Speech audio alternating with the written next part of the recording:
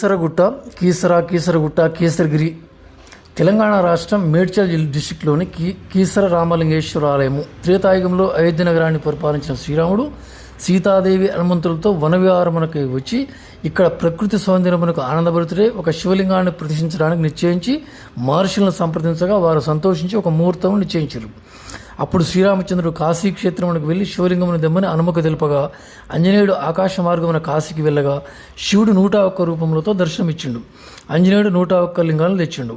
ఇక్కడ మహర్షులు నిర్ణయించిన ముహూర్తమునకు సమయం కాగా ఆ సమయమునకు ఈశ్వరుడు ప్రత్యక్షమై శివలింగ రూపం ధరించిండు.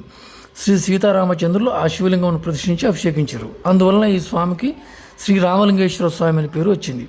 తర్వాత హనుమ 101 శివలింగములు తెచ్చి అప్పటికే ప్రతిష్ఠ జరగడంతో ఆవేశంతో విసిరివేశాను. అక్కడ 101 లింగములు ఇప్పటికీ మనం చూడవచ్చు. హనుమను శాంతింపజేయడానికి శ్రీరాముడు ఈ క్షేత్రం ఆచంద్రార్కం కేసరిగిరిగా ప్రసిద్ధి చెందినని ఆశీర్వదించాడు.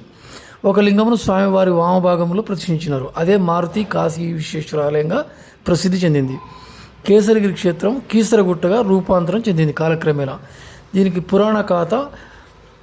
మరొక పురాణ గాథ ఉన్నది.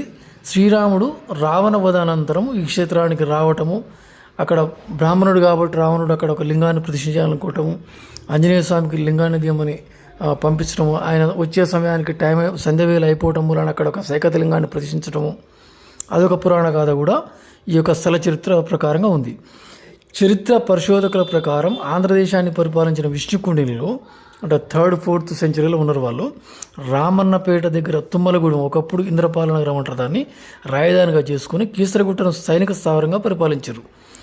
వారి పురావస్తు తవ్వకాల్లో ఆనాటి కోట మట్టి పాత్రలు ఎన్నో వెలుగులోకి వచ్చినాయి. విష్ణుకుండినులు తెలుగు భాషను అధికారిక భాషగా గుర్తించినట్టు ఇక్కడ లభించిన శాసనాలు చెప్తున్నాయి.